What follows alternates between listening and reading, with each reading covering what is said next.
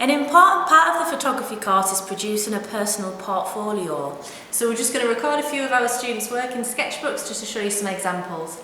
There is also a lot more on the website, so please have a look there as well.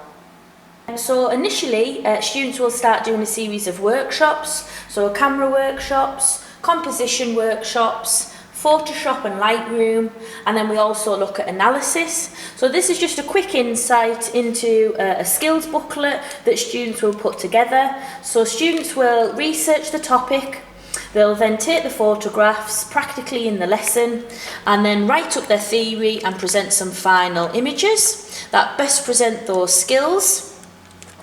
And then if we just move on to having a look through some exemplar projects. So again, students can, as Rachel mentioned in her video, choose their own project topics. So again, students will investigate things like identity, portraiture, mixed media approaches. So if you are interested in less digital work and more hand-rendered art processes, again, this course will offer you that opportunity.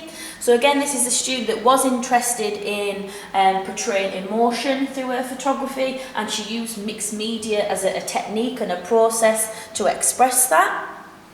We also look at teaching art processes as well, and we do these as opt-in workshops for students who are interested. So things like paint transfers and also sellotape transfers. Students will also look at street photography. So again, this is an exemplar project of street photography. So the student here has looked at things like selective colour, documentary.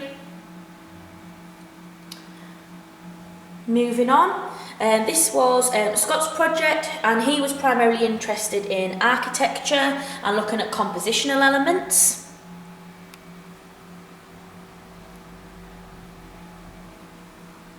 You can also look at more conceptual photography and look at things like photographic installations, which is what this project primarily focuses on. We've got the traditional landscapes. So again, using things like telephoto lenses, ND filters, again, those are all accessible in college for students to borrow.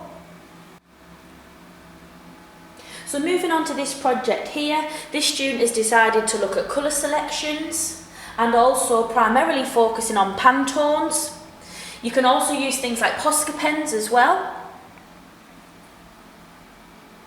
This next project primarily focuses on abstract images. So again, using things like mirrors, moving the camera whilst taking photographs is all different ways in which you can make an image abstract. There is an element of research involved, okay, so students will research the work of other professional photographers to help develop their own practice. So again, this can be handwritten or it can be typed up digitally. Students can also work online if that is a preferred choice. This one's quite an interesting project based on natural forms, primarily floral photography, with some nice colour work and black and white. So again, students will take photographs, present them in contacts, reflect on them, go through an editing process, and then present a final series of images at the end. And finally, this last project here was produced in the photography studio. So she was primarily interested in colour selections. So this was influenced by the work of William Klein. Quite a nice, interesting and unique way of using the studio. And then again, looking at a technique called scanography. So that's where you print off your work and then you re-scan it in using the copier and scanners with mixed media materials over the top. Thank you for watching.